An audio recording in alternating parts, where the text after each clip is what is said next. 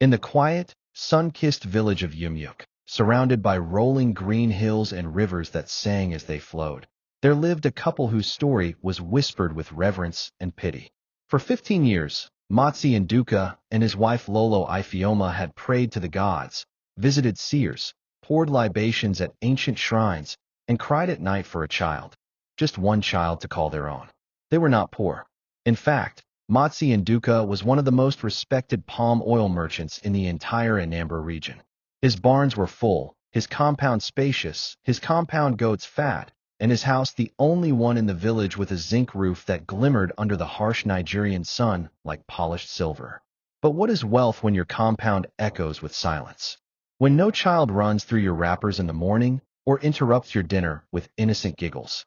The villagers had begun to call Ifeoma Agadi Nwanyi Na Nwa, an old woman without a child.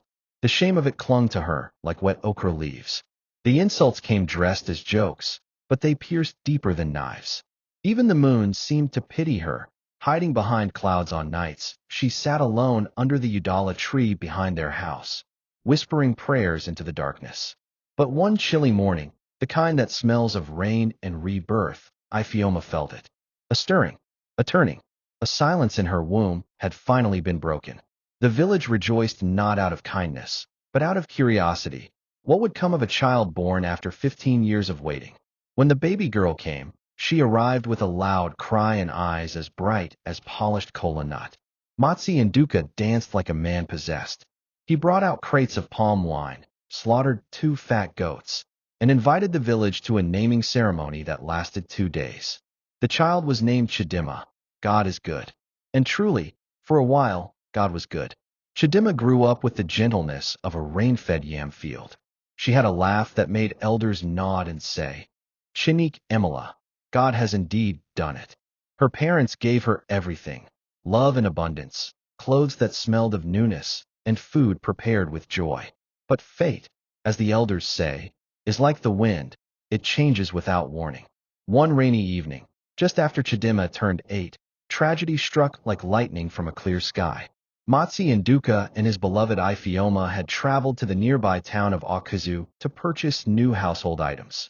Their return journey was meant to be routine, but the road, wet from an early evening downpour, had other plans. Their car skidded off a bridge and plunged into the silent darkness below. By the time villagers arrived, it was too late. News of their deaths spread like wildfire. Wails pierced the village air, and elders shook their heads as though this confirmed something they had feared, that blessings born too late often come with expiry dates. Chidima, now an orphan, was left in a house full of memories but emptied of warmth. The same villagers who once sang her praises now saw her as a burden. The rain refused to stop for 3 days.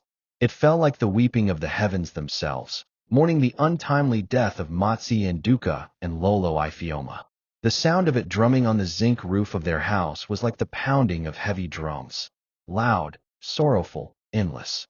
The villagers of Yumyuk said it was a bad omen for the child.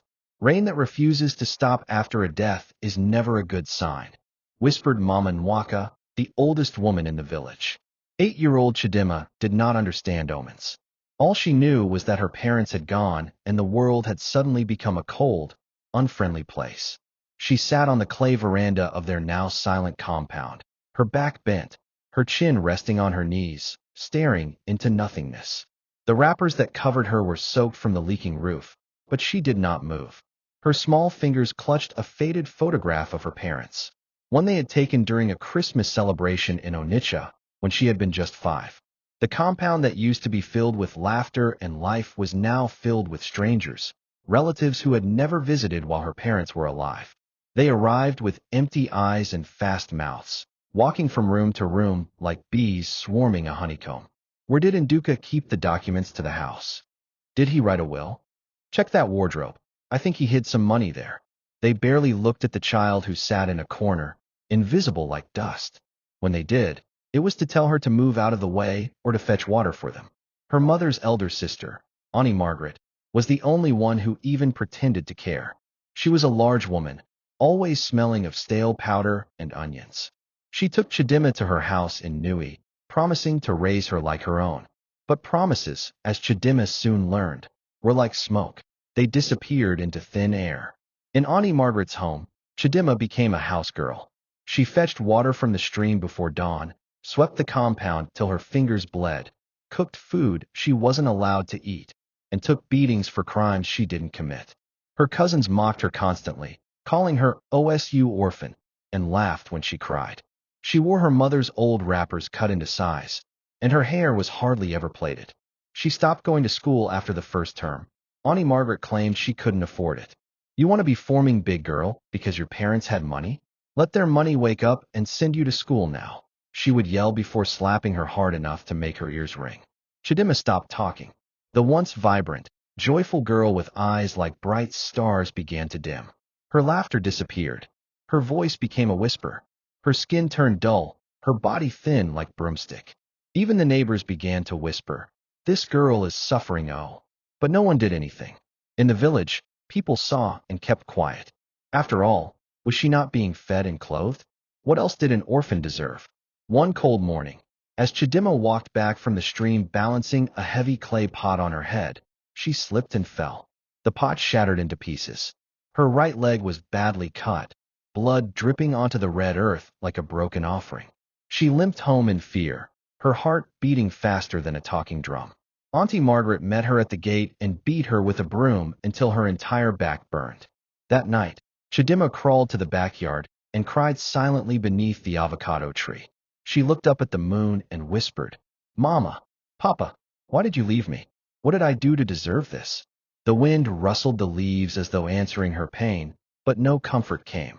By age 12, Chidima had lived in 4 different houses. From Auntie Margaret's to a distant uncle in Succa, then to a church member in Asaba, and finally to a pepper seller in Onitsha, who made her hawk pepper from morning till night. She saw all kinds of people on the street. Rich men who looked through her like she was nothing, boys who tried to touch her, and market women who mocked her tattered clothes. Sometimes, she would sit by the side of the road and ask herself if life was even worth it. If she had been born only to suffer. She could no longer remember the sound of her father's voice or the scent of her mother's hair. All she remembered now was pain. But on one unusual Saturday morning, fate turned. She had just finished hawking pepper at Main Market, Onitsha, her legs aching, her throat dry, when an accident occurred in front of her. A child had run into the road and was about to be hit by a tricycle.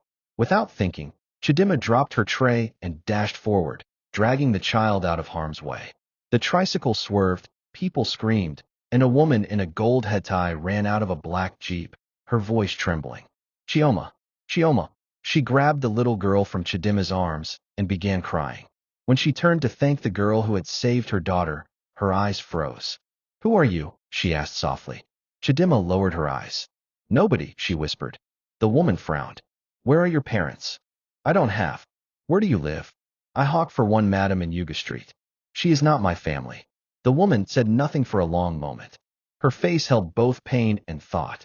Then she looked at her child, then at Chidima again. "Follow me," she said. That was the beginning of everything. The road to Enugu curved like a snake, winding through hills clothed in green and valleys that seemed to hold centuries of stories. As the black SUV moved steadily along the expressway, Chidima sat quietly in the back seat, staring out the window with wide eyes.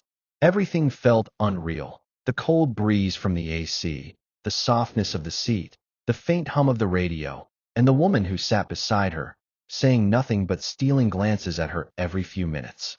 Her name was Madame Amaka Okoye, a woman whose name rang like a bell in the corridors of wealth and power. A former university lecturer turned successful businesswoman, she owned multiple schools across the southeast and had once been featured in a national newspaper under the headline, "Widow who turned pain into purpose." She had lost her husband to cancer 5 years ago, and ever since, had lived in a big house with too many rooms and too much silence. No children, no relatives, just memories. The day she met Chidima, something shifted in her chest. A tug, a pull, a sense of something she couldn't name. As they drove toward her mansion in Independence Layout, her mind wandered to all the nights she had sat on her veranda staring at the moon, praying for someone, anyone, to fill the emptiness that echoed through her home like a ghost. When they reached the house, Chidima gasped. It was the biggest building she had ever seen in her life. The gates alone looked like something from a palace, tall, black, with golden lions etched into the metal. The compound was paved with interlocking bricks that were so clean, they shone under the setting sun. Flowers lined the walkway, and at the center stood a house that looked like something out of a film, painted white and gray, with glass windows so wide, they reflected the sky. "Come down," Madame Amaka said gently. Chidima hesitated, unsure if she was dreaming. A gateman came out and stared at the child. "Madam, who be this small girl?" he asked, puzzled. "She's family," she said simply. Inside, the house smelled of lavender and newness. The ceilings were high, the floors tiled with foreign ceramic, and portraits of Amaka's late husband hung on the walls, strong jaw, gentle eyes, a man whose absence still lived in every corner. Chidima stood awkwardly in the corridor, unsure of what to do. "Come, my dear," Madame Amaka said, taking her hand. "Let's get you clean and fed." That night, Chidima had her first hot bath in years. The housemaid, Ngozi, helped her wash her hair, cut her fingernails, and gave her new clothes, a simple cotton gown that smelled of rose-scented detergent. She ate fried rice and chicken, food so rich her stomach churned in confusion. After dinner, Madame Amaka led her to a room, her own room. It had a soft bed, a reading table, a wardrobe, even a bookshelf filled with children's novels. Chidima stood there in silence, staring as if she'd entered heaven. When she turned to speak, her lips trembled. "Is this for me?" Madame Amaka nodded with a warm smile. "Yes, my daughter. You're home now." And for the first time in years, Chidima wept. Not the tears of sorrow she had grown used to, but tears of release. The kind of tears that fall when you realize the worst is finally over. But healing is not a visitor that comes and stays immediately. It knocks softly, stays at the door, and waits to be let in. The first few weeks in the house were hard for Chidima. She flinched every time someone raised their voice, even if it was laughter. She hid food under her pillow at night, unsure if it would be taken away. She still woke before sunrise and tried to sweep the house until Ngozi told her to stop. She ate with her hands clutched around her plate, as though expecting someone to snatch it away. Madame Amaka noticed all this. She did not rush her. She did not overwhelm her. Instead, she spoke to her softly, allowed her space, and introduced her to new things: books, toys, lessons, stories about her own life. One morning, as they sat under the garden umbrella sipping orange juice, Madame Amaka looked at her and said, "Do you know why I brought you here?" Chidima shook her head. "Because I saw myself in you. Years ago, I was a small girl too, and I lost my parents. I lived with an uncle who treated me like a servant.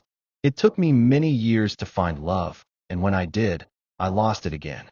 Life can be unkind, but sometimes it sends someone to rewrite your story." Chidima stared at her, words stuck in her throat. "But I'm nobody," she finally said, almost whispering. Madame Amaka leaned forward. "No, you are somebody. And from today, I want you to start living like someone who deserves good things." School resumed. Chidima was enrolled in one of Madame Amaka's private schools, Renaissance Scholars Academy. On her first day, she wore a clean uniform, black shoes, white socks, and carried a bag that smelled of leather. She was shy, quiet, and uncertain, but the teachers were kind. One teacher in particular, Miss Abube, took a liking to her and often praised her brilliance. Chidima surprised everyone. She picked up quickly. Mathematics, English, literature, everything came naturally. By the second term, she was top of her class. By the end of the session, she had become known as the school's quiet genius. Madame Amaka would smile with pride each time the school principal called her to praise the girl she now called my miracle child. Still, there were nights when the past returned. Nights when Chidima would wake up crying after a nightmare of her aunt beating her, or of her parents drowning in the river again. Madame Amaka would rush in and sit by her side, stroking her hair until she calmed down. On one such night, Chidima whispered, "What if I lose you too?" Madame Amaka held her tightly. "You won't. I promise you. I'm not going anywhere." And she meant it. Time moved like a river in the compound of Madame Amaka Okoye. Days folded into weeks, weeks into months, and before long, Chidima had blossomed from a shy 12-year-old into a beautiful, quietly confident teenager of 15. She had grown taller, her skin richer with good food and better sleep, her eyes sharper with knowledge and curiosity. She was no longer the frightened girl who flinched at sudden movements or hoarded food under her pillow. That version of her had slowly melted away, like morning dew beneath the sun. She now played the piano, read novels from Chinua Achebe to Chimamanda Adichie, and spoke with grace.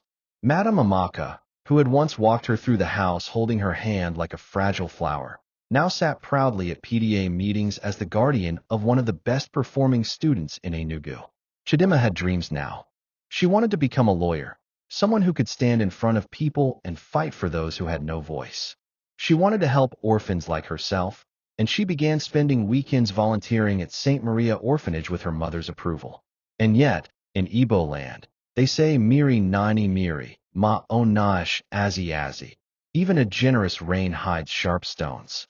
One dusty afternoon, the air hot and dry, a knock came at Madame Amaka's gate. Ngozi, the housemaid, went to answer, and a moment later returned, her face unsettled. "Madam," she said cautiously, "one woman is outside. She say she know Chidima. She say she be her aunt." Amaka narrowed her eyes. "What's her name?" "She say, Margaret." The name sliced through the air like a cutlass. Chidima, who was seated in the living room reading a book, froze. Her hands shook slightly. That name had not been spoken in 3 years, but it rang in her soul like a warning bell. Madame Amaka rose calmly. "Bring her in." Ngozi opened the door, and in walked Auntie Margaret, her size larger than memory, her clothes cheap and loud, and her eyes scanning the room like a thief returning to a former victim's house. "Ah, so it is true. Chidima, so now you be this? Fine gay like you. Chai," she exclaimed dramatically. Chidima stood slowly, the book forgotten on the chair. "Good afternoon, Auntie," she said stiffly. "Afternoon. That's all. No hug for your own blood." Madame Amaka raised a brow. "You said you're her aunt?" "Yes, na. Sister to her late mother. I raised her before this child ran away. I suffered for her. Oh, God will bless you, madam, for taking her in, but I came to carry my niece home. Her people have missed her." The room fell into a heavy silence. Madame Amaka sat down slowly and folded her arms. Her voice was gentle, but it carried the weight of thunder. "You came to carry her? After abandoning her like a stray dog and using her like a housemaid?" Margaret shifted uncomfortably. "Madam, and people exaggerate. Things were hard then. You know how this country is. But family is family, and blood is blood. She belongs to us. She belonged to people who watched her suffer, who beat her, who stopped her from going to school. Now that she has found peace, you come like a vulture looking for leftover meat." Margaret's eyes narrowed. "Madam, I will not take insult from you all. If not for the girl's parents, you would have left her to die." Amaka cut in sharply. "Get out of my house, and don't ever come near her again." Margaret stood up angrily. "You think you have won? I'll go to welfare. She's our blood. You cannot keep her here without approval." "We'll see." She stormed out, slamming the gate behind her. Chidima sank into the chair, trembling. "She's back. She's going to ruin everything." Amaka came to her side and wrapped her arms around her. "No, she won't. Not again." That night, Amaka made some calls. By the next week, a lawyer had visited. Documents were signed. Petitions were written. Every legal step to secure guardianship was taken. But gossip has wings. Soon, the news spread through town that Madame Amaka had kidnapped a village girl and brainwashed her with riches. People whispered at salons, at markets, in church pews. And then, social welfare arrived. A small white car pulled into the compound, and 2 women in navy blue uniforms stepped out. They greeted politely, but carried files that made Chidima's stomach churn. "Madame Amaka, we received a complaint from a Miss Margaret claiming to be the only living relative of one Miss Chidima Nduka, a minor currently living with you. We just want to confirm a few things." Amaka's voice was cool. "You're welcome. Come in. But understand that I do not tolerate nonsense." Inside, they asked questions. How did Chidima arrive here? Was she being schooled? Did she have her own room? Was she being mistreated? Chidima answered each question clearly, firmly, tears shining in her eyes. "This is the only home I've ever had. Please don't take me away from here. I don't want to go back. Ever." The welfare officers looked at each other and nodded. "We believe you. Madam, we'll submit our findings to the office. It's clear the girl is being cared for properly. But please, ensure her adoption papers are finalized soon so no one can disturb her again. Weeks passed. Chidima slowly recovered from the shock of Margaret's visit. Her studies remained sharp, and her love for reading deepened. She spent more time with Madame Amaka, who had grown softer, even happier, since the girl entered her life. One Sunday morning, as they sat after breakfast, Amaka looked at her and said, "You know, Chidima, I've been thinking of something." Chidima looked up. "Yes, Ma. I want to officially adopt you. Not just in paper. I want the world to know you are mine. You will bear my name, inherit my house, my businesses, everything. What do you think?" Tears rolled down Chidima's face. She didn't even try to stop them. "I would be honored. Mama." It was the first time she called her that.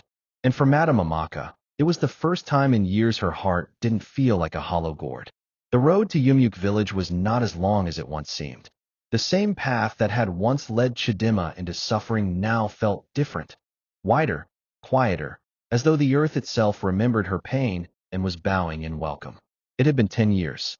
She was now Chidima Amaka Okoye, a graduate of law from the University of Nigeria, Nsukka. At 22, she walked with the confidence of a woman who had seen fire and survived its flames. Her beauty was quiet and commanding, smooth, dark skin, full natural hair worn in a crown of braids, and eyes that saw too much to be deceived again. And now, she was returning, not as a lost child, but as a daughter of destiny. The plan had begun during her final year in the university. She had told her mother, Madame Amaka, that she wanted to return to Yumyuk not out of nostalgia, but for rebuilding. She wanted to give the children of her birthplace what she never had: a library, a resource center, and a home for the orphaned and forgotten. "I want the village to remember my parents," she had said.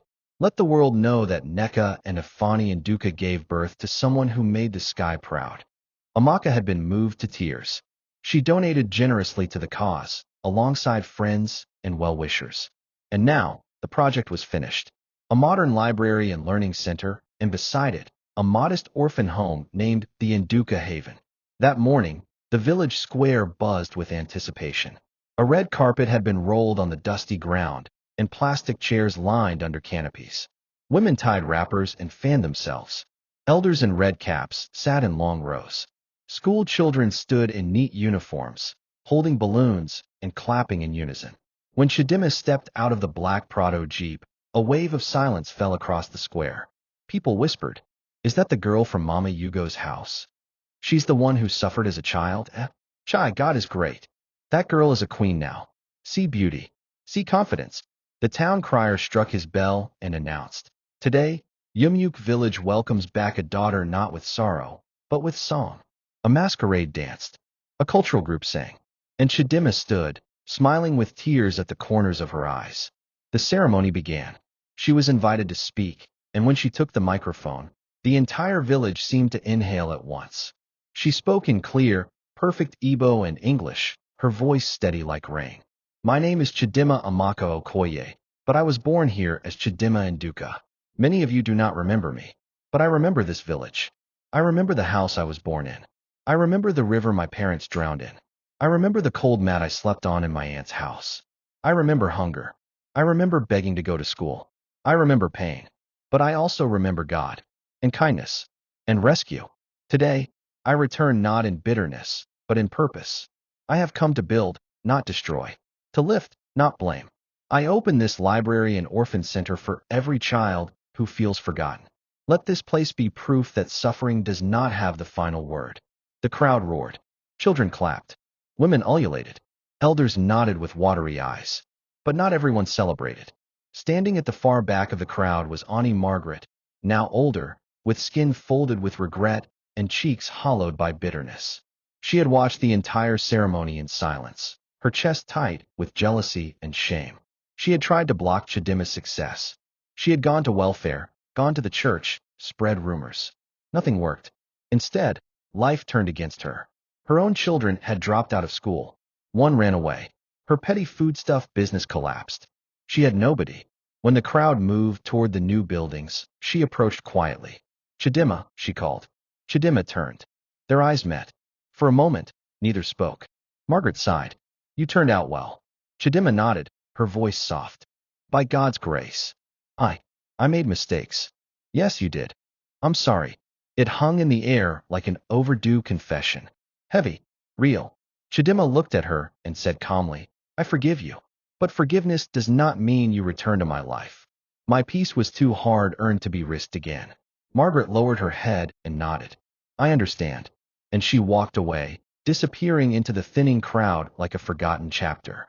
Later that evening, as the sun melted over Yumyuk's orange rooftops, Chidima stood by the new orphanage's window. Inside, children laughed and read from donated books. A little girl ran to her and hugged her waist. Auntie Chidima, will you come back again? She bent to the girl's eye level and smiled. I will always come back. This is home. She stepped outside and saw Madame Amaka seated under a tree, watching her with pride. You've done something great here, the older woman said. I only followed your footsteps, Mama. They embraced, two women, bound not by blood, but by love. One gave a child a second chance. The other turned it into a legacy. And as night rolled over Yumyuk, the stars above twinkled brighter than they had in years, because the girl they thought would die in silence had returned in power. In a world that so often forgets the suffering of children, Chidima's story is a reminder that no pain lasts forever and no destiny is ever truly buried. It may take time, it may take tears, but when the heavens finally smile, not even the longest sorrow can stop what is written. She was born in silence, raised in pain, and crowned in purpose. This is the girl the wind tried to carry away, but she flew instead.